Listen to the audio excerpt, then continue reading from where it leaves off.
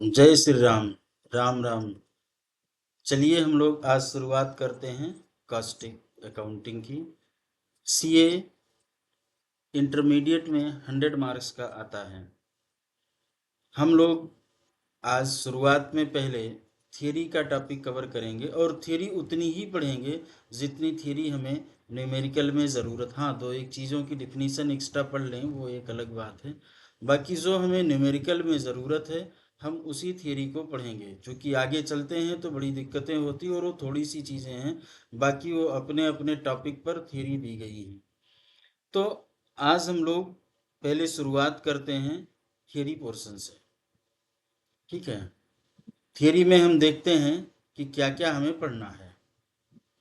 तो यहाँ पर अगर आप देखेंगे introduction cost and management accounting, यहाँ पर लिखा हुआ है कि कास्ट लीडरशिप की बात क्या कहती है। अगर आप क्वालिटी को मेंटेन करते हुए अपनी कास्ट को सबसे कम पर अपनी कास्ट को सबसे कम रखते हैं तो जाहिर सी बात है कि आप या तो अपना प्रॉफिट बढ़ा के ले सकते हो या सबसे कम सेलिंग प्राइस पर भी गुड्स को दे सकते हो। ये नहीं करना है कि चाइना जैसा मार्केट बना दो, चाइना जैसा प्रोडक्ट बना दो और पता चले कि एक आपकी रेपो बन जाए कि यहाँ का माल तो टिकता ही नहीं है।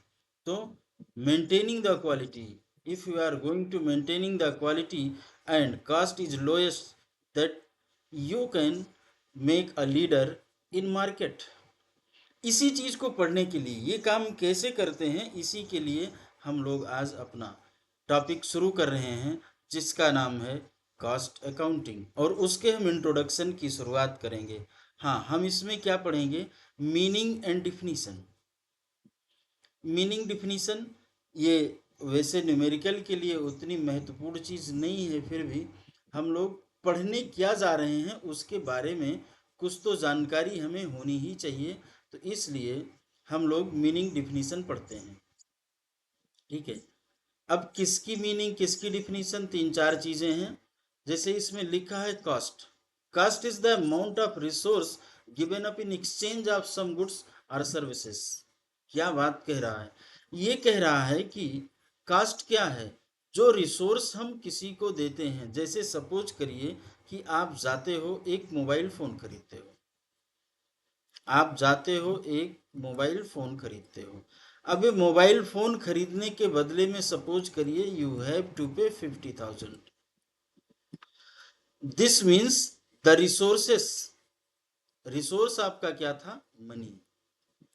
इस रिसोर्स को आपने दिया है, लिखा ना अमाउंट ऑफ रिसोर्सेस, तो amount of money is a 50,000। The cost of your mobile phone is 50,000।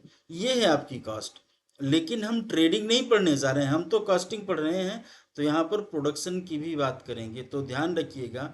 हम पहले मटेरियल को एक्वायर करते हैं और फिर उसका कन्वर्जन करते हैं। सभी कास्ट को ऐड करके जो निकाली जाती है वो हमारी कास्ट है। और फिर उसको एक टेक्निकल एक जो है टेक्निकल आर्डर में एक प्रेस्क्राइब्ड फॉर्म में लिखते हैं कि ये हमारी मैन्युफैक्चरिंग कास्ट हुई है। फिलहाल इस सब चीज़ों को हम लोग आगे चल के टॉपिक में पढ़ेंगे। अब यहाँ पर एक और बात है, इसको हम नाउन के रूप में भी देखते हैं और वर्ब के। नाउन के रूप में अगर मैं कास्ट कहता हूँ तो क्या है, अमाउंट ऑफ एक्सपेंडिचर। कुछ तो एक्चुअल होता है, जैसे सपोज करिए कि आप गुड्स परचेज करके लाए, purchase cost is actual cost. आपने सैलरी पेमेंट किया, वो आपकी एक्चुअल कास्ट है। आपने कोई और सामान खरीदा, कुछ और खर्चे किए, that is called actual cost. But कुछ नोशनल कास्ट भी हमारी होती है। जैसे सपोज करिए कि आपका अपना घर है और उसी घर में आपने फैक्ट्री लगाए हो, इसका जो रेंट होगा, इसका जो रेंट होगा वो वास्तव में आप इनकर तो नहीं कर रहे हो, लेकिन बेटर ये होता है कि इसका रेंट भी आप अपने उस कॉस्ट में ऐड करो, जिससे कि आपको वास्तव में अपने प्रोडक्ट की रियल कास्ट पता चलती है। भाई अगर वो घर आप यहाँ पर ना लगाते तो कहीं किराए पर उठाते, वो घर इंगेज है ना। या अगर आपके पास वो घर नहीं होता तो आप किराए पर ले करके तब काम करते। इसलिए इस कास्ट को ऐड किया जाता है एज अ वर्ब। वर्ब के रूप में इसको कहते क्या है, एक्शन टू एसर्टेन, मतलब वो एक्शन जिससे कि हम कॉस्ट को मतलब निकालते हैं, एसर्टेन करते हैं। कॉस्टिंग क्या है, ये टेक्निक है कॉस्ट एसरटेन करने की, कॉस्ट निकालने की, ये एक टेक्निक है। अब अगर आप देखेंगे, जब कोई भी एक जॉब वर्क आप लेते हो, क्या लेते हो, जॉब वर्क, तो वहाँ पर पूरे जॉब की कॉस्ट निकाली जाती है, और वो वहाँ पर हमारे यहाँ टॉपिक के रूप में जॉब कॉस्टिंग का एक टॉपिक भी पढ़ाया जाता है। इसके बाद अगर कहीं आप कोई काम बैच में बना करके करते हो तो वो आपकी बैच कास्टिंग कहलाती है। आप देखिए, चैप्टर्स में आपके आगे, कई चैप्टर्स के आगे कॉस्टिंग वर्ड लिखा, job casting, batch casting, marginal casting, absorption casting, service casting, इस तरीके से कई कास्टिंग वर्ड ऐड हुए हैं आगे। और जब भी आप उस टॉपिक पर जाएंगे, जब भी उस चैप्टर में आप जाएंगे, तो आपको एक बात मिलेगी कि हम, जैसे सर्विस कास्टिंग, अब सर्विस कास्टिंग में आप जाते हो तो you have to calculate the cost of per passenger per kilometre, और you have to calculate the cost of material, goods, material या गुड्स जो भी आप कह लीजिए, पर पर टन पर किलोमीटर, इस तरीके से कुछ आप कैलकुलेशन करते हो, तो that is called the costing, that technique is called the costing. ठीक है, आगे बढ़ते हैं। आगे बढ़ने पर अब हमने देखा cost accounting, you have to study in 11th class a financial accounting, बल्कि वहाँ पर उसका नाम था अकाउंटिंग या अकाउंटेंसी, जो भी नाम था, जिस बोर्ड्स थे उस हिसाब से आपको देख लेना है। जो यहाँ पर क्या लिखा है, the process of accounting, accounting का मतलब वही debit credit, for cost which begins, कहाँ से शुरू होता है, विद द रिकॉर्डिंग, रिकॉर्डिंग की वहां पर आपने डिफिनीशन पढ़ रखी थी, क्या था रिकॉर्डिंग, जो आप जर्नल एंट्री करते थे, दैट इज कॉल्ड रिकॉर्डिंग। वहां पर रिकॉर्डिंग डिफिनीशन पढ़ी थी ना, transaction or event which can be measured into terms of money or recorded in the books of account, और where you are recorded in the journal books, journal book, and after that you have posted that journal entry into the ledger, that is called ledger, मतलब into the, क्या कहते हैं, account, that is, और वो उसके account के पूरा जो ग्रुप होता था उसको हम लेजर कहते थे। अब लेजर की भी अलग अलग कैटेगरी है। तो जो रिकॉर्ड करते हैं, क्या रिकॉर्ड करते हैं, इनकम, और क्या रिकॉर्ड करते हैं, एक्सपेंडिचर। ये जब हम लोग पढ़ेंगे, एक चैप्टर है इसमें, एक ही चैप्टर है अकाउंटिंग का, उसमें हम पढ़ेंगे इंटीग्रेटेड,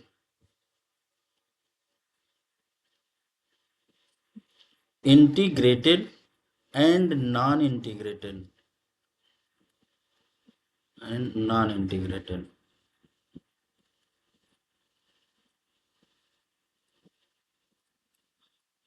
इंटीग्रेटेड, नॉन इंटीग्रेटेड, ये जो हमारा टॉपिक है, यही हमारा अकाउंटिंग का पोर्शन, इसी में हम डेबिट क्रेडिट करते हैं, इसी में हम क्या, फिनिश गुड्स अकाउंट बनाते हैं, स्टॉक अकाउंट बनाते हैं, वर्क इन प्रोग्रेस बनाते हैं, कंट्रोल लेजर बनाते हैं। वहाँ चलेंगे तो हम लोग तब उस पर चर्चा करेंगे। What is the accountancy, accountancy is the application, accountancy is nothing, it is only application of the techniques of the principle of the method, it is called accountancy. Management accounting, आपने ऊपर सीमा ऑफिशियल टर्मिनोलॉजी जो दी, the application of the principle in accounting financial management to the create, आप ये definition पढ़ लीजिएगा।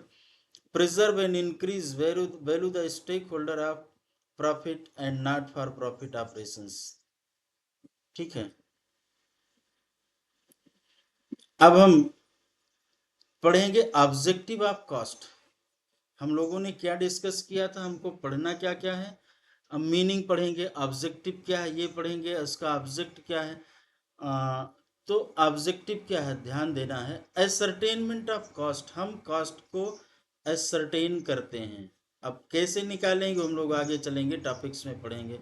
सभी cost का अकोमुलेशन करते हैं, असाइन करते हैं, एसरटेन करते हैं, फॉर ईच कास्ट ऑब्जेक्ट, प्रत्येक ऑब्जेक्ट पर हम उसको एसरटेन करते हैं, उसको हम ले जाते हैं, एलोकेट करते हैं। ये हमारा कास्ट एसरटेनमेंट होता है। Determination of selling price and profitability. अब जब हम कॉस्ट निकाल लेते हैं, तो हम सेलिंग प्राइस डिसाइड करते हैं। वैसे ये कहना बात गलत है कि हम कॉस्ट के बेसिस पर ही अपनी सेलिंग प्राइस डिसाइड करते हैं। वास्तव में selling price is decided on the basis of the market.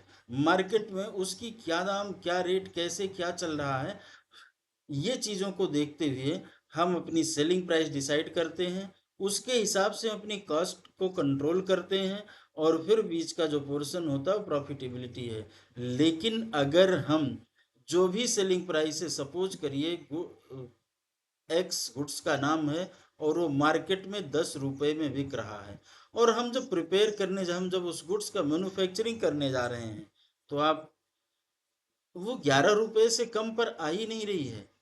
तो हम सेलिंग प्राइस 10 रुपए डिसाइड करके क्या करेंगे? या तो हम उस काम को करेंगे नहीं, और या हम कुछ बताएंगे मार्केट में, कुछ ऐसा उसमें लॉन्च करेंगे, कुछ ऐसा दिखाएंगे, कुछ ऐसा बना करके दिखाएंगे कि ये देखिए हम और लोगों से बेहतर हैं, इसलिए हमको इस 11 के मतलब 10 के बजाय 12 रुपए दिया जाए। बट अगर आपने कॉस्ट एसरटेनमेंट नहीं किया है, तो सेलिंग प्राइस भी आप जबरदस्ती का लोगों को देख करके प्राइस फिक्सेशन हो जाएगा, और पता तो गलत सही, और आप रेट निगोशिएट कर लिए, तो ये और फिर आप 11 रुपए में बना रहे हैं और 10 रुपए में बेच रहे हैं, मतलब पर क्वांटिटी आप 1 रुपए का लॉस सह रहे हैं, तो फायदा क्या है? फिर हम धंधा ना ही करें, वो वाला दूसरा कोई कर लें। तो इसलिए कास्ट का सही सही कैलकुलेशन होना ज़रूरी है। कंट्रोल है, अब कंट्रोल प्योर थियरी पोर्शन है, इसको आप पढ़ लीजिएगा, अगर दिक्कत आती है तो आप पूछ सकते हैं। यहाँ पर आते हैं कॉस्ट रिडक्शन, इसके बारे में थोड़ा सा हम आपको बताना चाहेंगे। It may be defined as achievement of real and permanent reduction. Most important word is a permanent reduction. Suppose that you have made product X in ₹10 per unit, but ये एक बार आपने डिसाइड कर लिया, आप बार बार इस बात को डिसाइड नहीं कर पा रहे हो। आपने एक बार किसी तरीके से बना लिया, आप लग गए, रात दिन आपने एम्प्लॉय को इस बात के लिए मना लिया कि भाई आप ओवर टाइम मत लेना, लेकिन इस बार बना डालो, ध्यान देना। और 10 रुपये अगर उसकी लागत लगी, तो ये जो आपने ओवर टाइम अपना बचाया है, ओवर टाइम प्रीमियम नहीं दिया, ओवर टाइम भी नहीं दिया, और 10 रुपये में बना लिया, क्या ये आप बार बार बना सकते हो? नहीं। क्यों? अभी तो आपने अपने एम्प्लॉई से कहा था भाई मदद करिए हमारी, तो मदद कब तक मदद करेगा? एक टाइम होता है। It is not a permanent reduction, it is a temporary reduction, and this reduction is not called cost reduction. ये तो आप कुछ समय के लिए बचत कर ले गए हैं, तो ये आपका कॉस्ट रिडक्शन नहीं कहलाएगा। Cost reduction should be in nature of permanent. Assisting management in decision making, वही बात, जब आप उसकी कॉस्ट निकाल लेंगे, सब चीज़ें जानते हैं, क्या प्रॉफिट है, कितना आ रहा, कितना नहीं आ रहा, तो फिर मैनेजमेंट को डिसीजन मेकिंग करने में ये रहेगा कि हाँ हम क्या डिसीजन लें, इसको हमें आगे बढ़ाना है, इसमें कुछ जोड़ना है, इसमें कुछ घटाना है, क्या करना है, किस तरीके से काम करना, ये सभी चीज़ें वहाँ पर मैनेजमेंट डिसाइड कर सकता है। अब आते हैं हम लोग कॉस्ट ऑब्जेक्ट पर। क्या है कॉस्ट ऑब्जेक्ट? आप डिफिनीशन अगर पढ़ेंगे, cost object is anything for which, ध्यान देना, क्या है? एनीथिंग है, एनीथिंग कुछ भी है, कुछ भी हो सकता है, जी नहीं, पूरा पढ़िए। For which a separate measurement of cost is required. बात समझ में आ रही है? Separate measurement of cost is required. तो ऑब्जेक्ट क्या है? जिसके लिए कि जिस चीज के लिए हमको सेपरेट कॉस्ट मेजरमेंट करना पड़ता है। मतलब आप यहाँ पर देखिए, एग्जाम्पल इसके लिए, ये थोड़ा कुछ आ रहा गड़बड़, जो हम उसमें लिंक में डालेंगे सही आएगा, पता नहीं क्या लिखा है, एग्जाम्पल्स ऑफ प्रोडक्ट लिखा, कॉस्ट ऑब्जेक्ट लिखा है। आप आइए देखिए, एग्जाम्पल्स ऑफ कॉस्ट ऑब्जेक्ट क्या है? प्रोडक्ट। कहीं पर प्रोडक्ट पर कास्ट निकालते हैं, जैसे आप स्मार्टफोन खरीदने जा रहे हो, तो स्मार्टफोन बिकेगा ना, कितने का बिकेगा? वो डिपेंड करता है कि उसकी कॉस्ट क्या है, मार्केट में क्या चीज़ चल रही है। टेबलेट और computer, SUV car, books etcetera, ये सभी हमारे प्रोडक्ट के एग्जाम्पल हैं। यहाँ पर क्या पढ़ा था आपने? ऑब्जेक्ट क्या है? Anything for which a separate measurement. तो आप यहाँ देख रहे होंगे कि स्मार्टफोन है, टैबलेट है, कंप्यूटर है, इन सभी का हमको अलग अलग प्रोडक्ट वो निकालना पड़ता है। एक कंप्यूटर की कीमत कितनी है, एक कंप्यूटर की कॉस्ट कितनी आई, ये हमें जानना होगा। अब आप ये तो प्रोडक्ट का एग्जाम्पल था। दूसरा कास्ट ऑब्जेक्ट क्या है? सर्विस। अब सर्विस में क्या है? एक एयरलाइन है, अगर वो लखनऊ से मुंबई जा रही है तो उस पर कितना खर्च आएगा, इसी हिसाब से तो कहो एयरलाइंस क्या करेंगे? अपना किराया तय करेंगे। कंकरेंट ऑडिट, एक कंकरेंट ऑडिट में कितना खर्च आएगा, ये हमारा कास्ट ऑब्जेक्ट है। Project, metro rail project, metro rail बनानी है, उसकी लाइनें बिछेंगी, मेट्रो बहुत सी चीज़ें उसमें, स्टेशंस बनेंगे, कंप्यूटर लगेंगे। तो अब आप ये देख रहे हैं ये प्रोजेक्ट है, ये भी आपका कास्ट ऑब्जेक्ट, मतलब इस प्रोजेक्ट की हमको कास्ट जाननी है। यही तो पढ़ा था ऊपर हमने। क्या आपको ध्यान है ना क्या पढ़ा था? अगर आप ध्यान देंगे तो ये है, क्या है? Separate measurement of cost is required, anything for which separate. तो इस हमें इस प्रोजेक्ट की कास्ट जाननी है अलग से। अगर हमें इस मेजर में इसकी प्रोजेक्ट की कास्ट अलग से जाननी है, this is my object activity. यहां पर देखिएगा, क्वालिटी इंस्पेक्शन ऑफ मटेरियल। किसी भी मटेरियल का क्वालिटी इंस्पेक्शन क्या है? सॉरी, किसी भी मटेरियल के क्वालिटी इंस्पेक्शन पर कितना खर्च होगा? Placing of order, placing of order, एक ऑर्डर प्लेस करने में कितना खर्च आता है, ये भी हमारी एक्टिविटी है। Process, refinement of fruits oil in the refineries, refineries में आप देखेंगे कि क्या आता है, कितना लगता है। एक प्रोसेस क्रूड ऑयल की रिफाइनरी में क्या होता है, इसकी जो कास्ट आएगी। मतलब हम ये ध्यान दें, अरे रुक जाइए। तो उस रिफाइनरी पर हमको कॉस्ट कैलकुलेट करने की ज़रूरत है। डिपार्टमेंट, मान लीजिए कि प्रोडक्शन डिपार्टमेंट है, प्रोडक्शन डिपार्टमेंट पे कितना खर्चा आएगा, फाइनेंस डिपार्टमेंट में कितना खर्चा आएगा, अकाउंट डिपार्टमेंट का, इस पर भी हमको कॉस्ट कैलकुलेट करने की ज़रूरत पड़ती है। तो ये भी मेरा ऑब्जेक्ट है। ऑब्जेक्ट क्या है? एनीथिंग जिस पर कि आपको कॉस्ट निकालना है, जिसकी आपको कॉस्ट पता करना है, वही है। अब बात आती है यूनिट्स की। यूनिट, यूनिट क्या होती है? अगर हम ध्यान दें तो 11th में, जो लोग साइंस पढ़े होंगे, 11th में हमने पढ़ा था फिजिक्स में, उसका पहला चैप्टर था यूनिट एंड मेजरमेंट। क्या था? Unit, unit and measurement.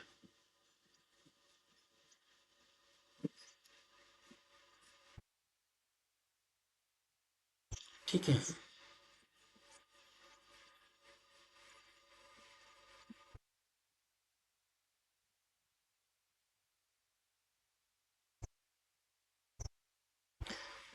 तो हम पहले समझते हैं। सपोज करिए कि आप जा रहे हो कहीं पर सीमेंट खरीदने।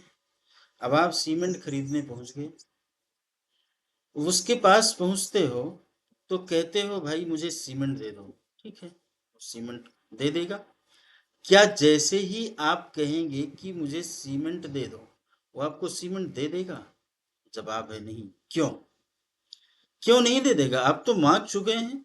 नहीं, वो आपसे क्वेश्चन पूछेगा, कितने बैग दे दूं? ध्यान देना, क्या सवाल पूछा? कितने बैग दे दूं? अब ये आपको देखना है, कितने बैग दे दूं।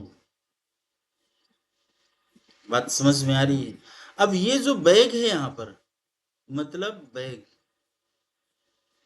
सपोज करिए कि आपने कहा भाई मुझे 10 बैग दे दो, क्या 10 बैग बोरी, 10 बोरी सीमेंट आपने उससे मांग लिया, ठीक है। अब वो आपको 10 बोरी सीमेंट देगा, फिर वो 10 बोरी का दाम आपको बताएगा। क्या उसके पास 10 बोरी का दाम पहले से लिखा होगा?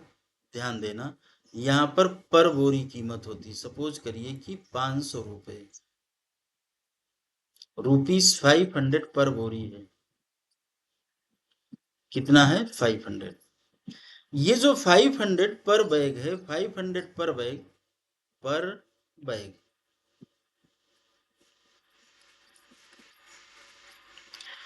अब आपकी यूनिट यहां पर क्या हुई? ध्यान देने की बात है, यूनिट हुई बैग। यूनिट का मतलब क्या होता है? अगर आप यूनिट का मतलब ध्यान देंगे तो आपको यूनिट का मतलब होगा 1। यही तो है ना, आपने यूनिटरी सिस्टम पढ़ा था, यूनिट का मतलब 1 होता है। अब इस यहाँ पर इस एक बैग का दाम पता था, इसीलिए हम इसको यूनिट बोलते हैं। अब अगर आप यहाँ पर बैग का दाम पता है तो 500 बोरी, 10 बोरी, 20 बोरी, 50 बोरी, जितने भी बोरी मांगेंगे उसको एक बोरी बैग के दाम से मल्टीप्लाई कर दिया जाएगा। यही है हमारा यूनिट। आप अगर जाते हो मान लीजिए पेट्रोल भराने, तो उससे क्या कहते हो? भाई पेट्रोल भर दो, और वो टंकी में उसका नोजल लगा देता और पेट्रोल भरने लगता है। जी नहीं, जवाब ये नहीं, मतलब ऐसा नहीं आप कहते हैं। आप कहते हैं मुझे 1 लीटर पेट्रोल दे दो, 1 लीटर पेट्रोल दे दो। अब वो 1 लीटर पेट्रोल आपको दे देगा, ठीक है। या आप ये भी कहते हो कि 100 रुपए का पेट्रोल दे दो। अब यहाँ पर आपने क्या किया? रिवर्स साइड से बोल दिया। अब वो 100 रुपए में, अब वो देखेगा कि 1 रुपए का दाम सपोज करिए 94.57 पैसे है, ठीक है, 94.57 पैसे हैं।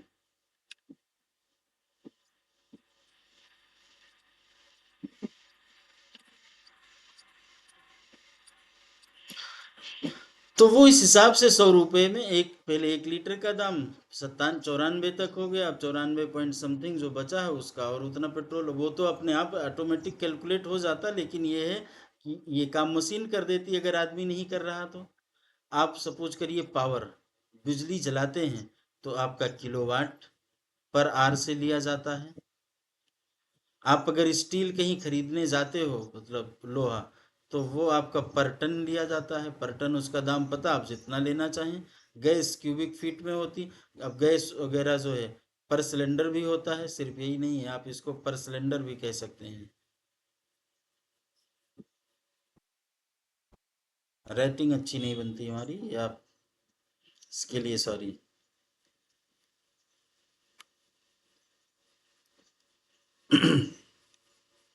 ब्रिक्स खरीदने जाते हैं, 10,000 का ब्रिक्स का दाम, आपने 1,000 मांगा। अब यहाँ पर नॉर्मली क्या होता है, 1,000 ब्रिक्स का दाम बताया जाता है आपको, क्योंकि कोई एक ब्रिक्स लेकर के ईंट भट्टे से नहीं आता है।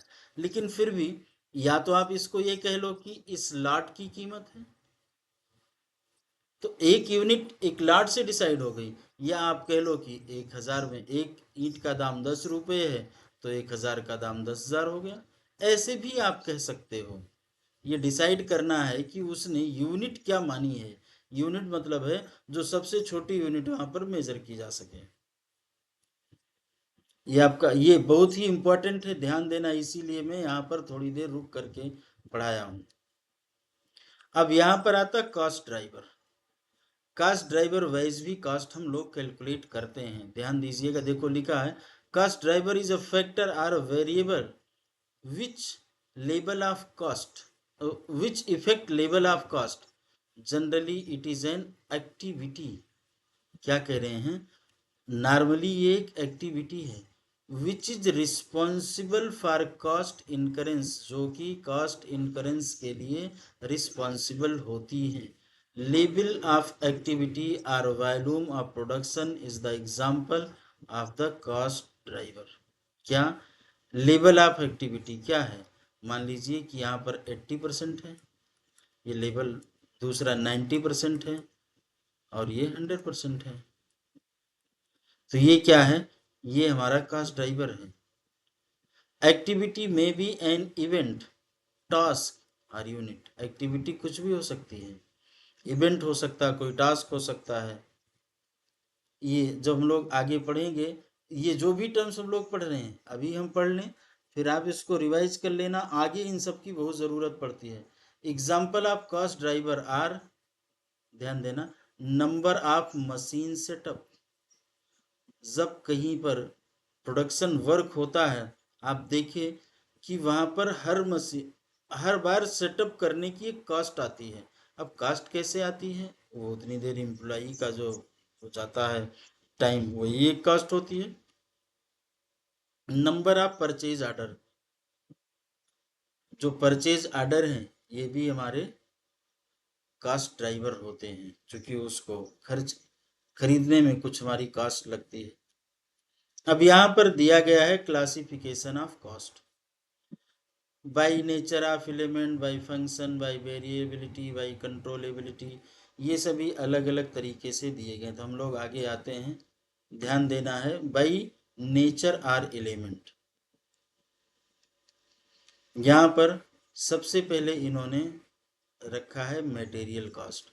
इसके बाद आपका जो न्यूमेरिकल पोर्शन या जो चैप्टर नंबर 2 आएगा, न्यूमेरिकल का पहला टॉपिक आएगा, वो मटेरियल ही है। मटेरियल क्या है, विच, जो भी चीज हम, देखिए यहाँ लिखा means cost of raw material required to make a product into finish goods. जो फिनिश गुड्स को बनाने में, जिस भी आर्टिकल, जो भी प्रोडक्ट बनाने में हमें मटेरियल लगता है, वही हमारी मटेरियल है। और it can be directly attributable to a cost object. ये कास्ट ऑब्जेक्ट पर डायरेक्टली एट्रीब्यूट करी जा सकती हैं, इनको एलोकेट किया जाता है। कैसे करते हैं हम लोग इसको मटेरियल में डिटेल में पढ़ेंगे। तो अब ये मटेरियल के डायरेक्ट इनडायरेक्ट दो पार्ट होते हैं। फिलहाल ये सभी हम लोग डेप्थ में उनके चैप्टर में पढ़ेंगे, तो इसलिए हम इसको बहुत कवर नहीं कर रहे हैं। लेबर, जो वेजेस होती, wages paid to workers for converting the raw material. जो हमारा रॉ मटेरियल, ध्यान देना क्या है, converting the raw material into finish goods. Finish goods में कन्वर्ट करने के लिए जो हमारी लेबर फोर्स लगती है, उसे हम लेबर कहते हैं। इसमें भी डायरेक्ट इनडायरेक्ट दोनों तरीके की होती हैं। अदर एक्सपेंसेस, अदर एक्सपेंसेस जैसे सपोज करिए कि कहीं पर आपको रॉयल्टी देना पड़ा या कुछ इस तरीके से, वो भी हम अगले वहाँ पर चल करके पढ़ेंगे। Which are incurred for particular cost object are termed as other expenses. For example, hire charges for some special machinery. Overhead क्या है, overhead is the summation of the direct material, sorry, indirect material cost, indirect labour cost and indirect other expenses. सभी indirect का जो समूह है, हम ऐसे भी कह सकते हैं, set of indirect cost is called overheads. अब ओवरहेड का भी हमको एक चैप्टर पढ़ाया गया।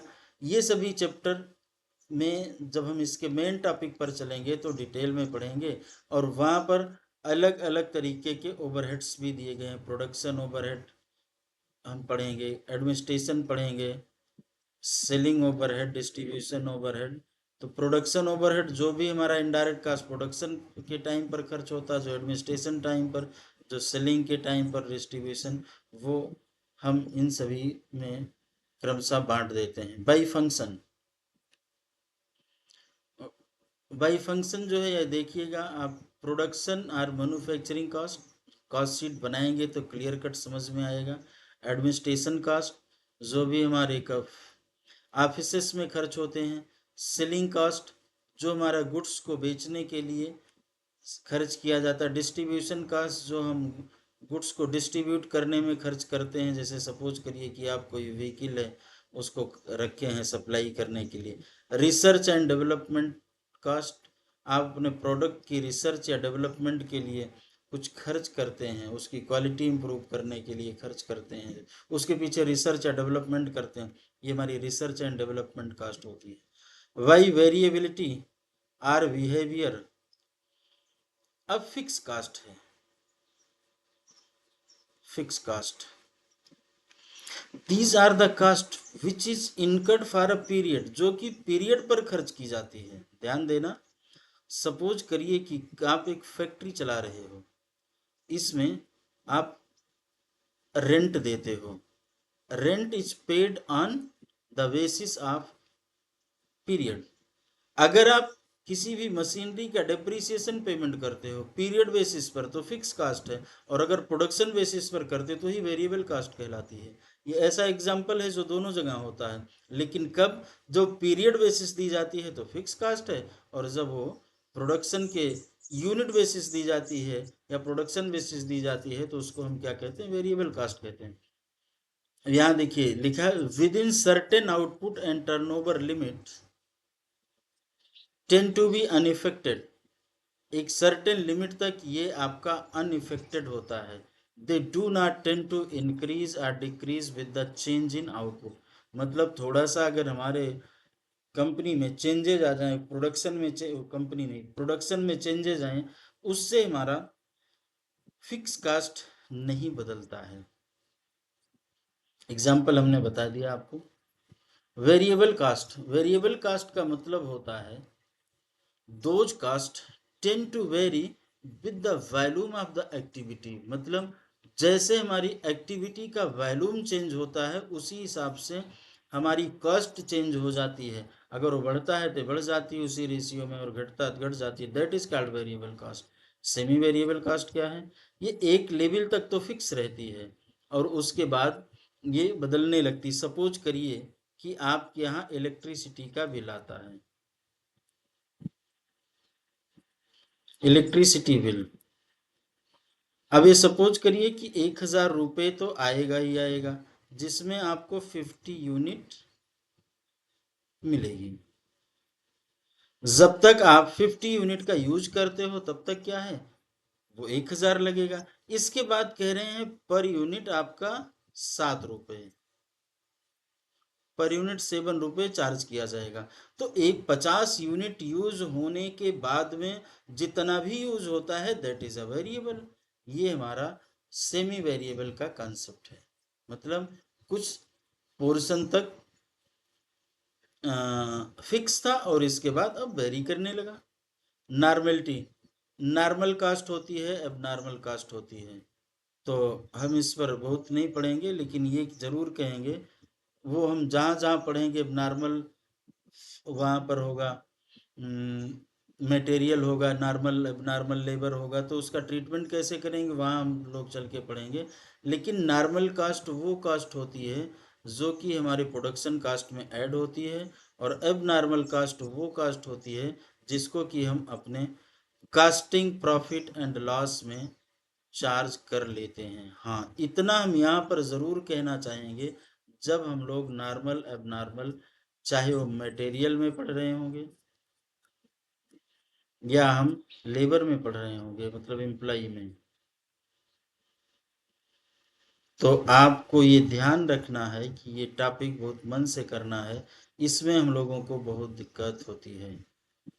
वही cost used in managerial decision, कुछ ऐसी भी कास्ट है जो कि हम मैनेजरियल डिसीजन के समय पर यूज करते हैं। प्री डिटरमाइंड कास्ट, ये ऐसी कास्ट है जो कि ऑपरेशन या प्रोडक्शन स्टार्ट होने के पहले ही डिसाइड कर लिया जाता है। स्टैंडर्ड कास्ट, स्टैंडर्ड कास्ट वो कास्ट होती है जो कि हम एक स्टैंडर्ड फिक्स करते हैं कि ये मोबाइल बनाने में आपका कितना खर्च आएगा, 8,000 रुपये आएगा। अब इसके इर्द गिर्द अगर रहता है तो बात ठीक है, थोड़ा बहुत वेरिएशन होता, और अगर ज़्यादा ही वेरिएशन होने लगता है तो हमें देखना पड़ेगा कि जो मैंने स्टैंडर्ड सेट किया वो सही है या नहीं सही है, और अगर वो गलत है तो उसको ठीक करना पड़ेगा, और अगर सही है तो हमको देखना पड़ेगा कि कहाँ पर हमसे चूक हो रही है। मार्जिनल कॉस्ट, मार्जिनल कास्ट वो कास्ट है जो कि वेरिएबल बेसिस पर लिया जाता है। ये भी हम लोग एक टॉपिक है पूरा, वहाँ पर डिटेल में पढ़ेंगे, यहाँ पर नहीं। एस्टिमेटेड कास्ट, एस्टिमेटेड कास्ट वो कास्ट होती है जो कि प्रोस्पेक्टिव कास्ट के रूप में भी हम कह सकते हैं। ये मतलब एस्टिमेशन लगाते हैं कितना हो सकता खर्च हो जाए। डिफरेंशियल कास्ट, इंक्रीमेंटल और डिक्रीमेंटल, ये ध्यान से थोड़ा पढ़ लीजिए। It's represent the change increase और डिक्रीज, ध्यान देना चेंज की बात है, या तो चेंज में इंक्रीज होगा या क्या होगा, डिक्रीज होगा। इन द टोटल कास्ट, ये भी ध्यान देना है, टोटल कास्ट की बात है, सिर्फ ना तो वेरिएबल है और ना ही सिर्फ फिक्स है, मतलब ये दोनों की बात करता है। तो डिफरेंशियल कास्ट क्या है, इंक्रीमेंट या डिक्रीमेंट, किसमें, टोटल कास्ट में, due to change in activity level, जब आपका एक्टिविटी लेवल चेंज होता है तो कितना आपका एक्टिविटी लेवल चेंज हुआ, कितना इंक्रीज होता है, कितना डिक्रीज होता है, या कोई टेक्नोलॉजी के कारण से चेंज आ गया, या किसी प्रोसेस में या कोई प्रोडक्शन के मेथड में चेंज कर दिया है, इस वजह से जो भी कॉस्ट का इंक्रीज होता है, कॉस्ट में इंक्रीज होता है, डिक्रीज होता है, that cost is called incremental और decremental cost. For example, if any change in proposed in existing label or in existing method of production, the increase decrease in total cost or in specific elements of cost as a result of this decision will be known as incremental or decremental।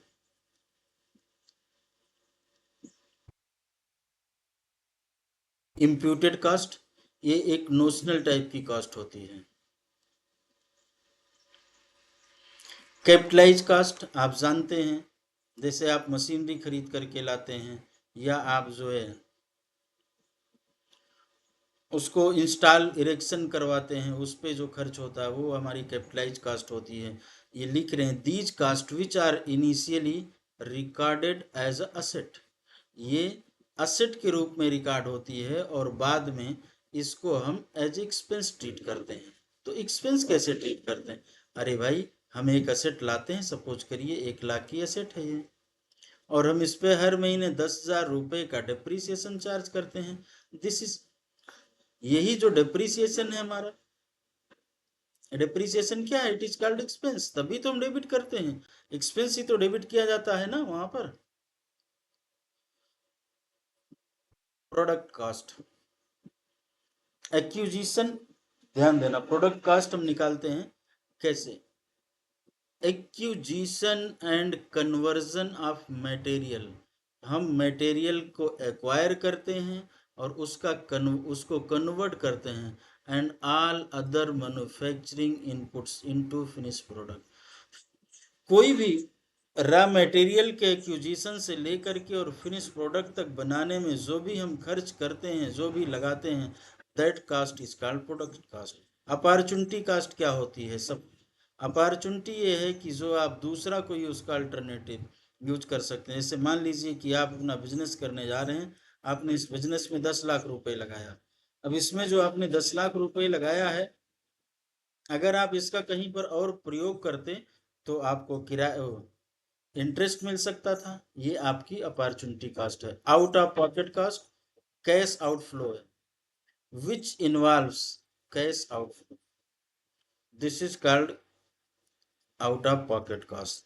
Shut down cost, shut down cost वो cost होती है, ध्यान देना, temporarily shut down, word is important, temporarily not permanent, this is called shutdown cost। Example for rent, rate, depreciation, these costs cannot be eliminated with the closure the of the plant, in other words all fixed costs which cannot be avoided during the temporarily closure। ठीक है। sunk cost क्या है, historical cost incurred in the past, जो भी हम पीछे historical cast खर्च कर चुके हैं वो हमारी संक कास्ट। एब्सोल्यूट कास्ट, अब जैसे किसी मोबाइल, मान लीजिए आपने एक मोबाइल की कास्टिंग करी, अब उसमें आपने कहा मटेरियल इस पे 10,000 लगा, लेबर 5,000 लगा, अदर एक्सपेंसेस आपके जो लगे वो 8,000 लगे, अब ये आपका हो गया 23,000। ये जो 23,000 रुपए हुआ ये एब्सोल्यूट हुआ, और अगर ये परसेंटेज में दे दिया जाए तो एब्सोल्यूट नहीं है।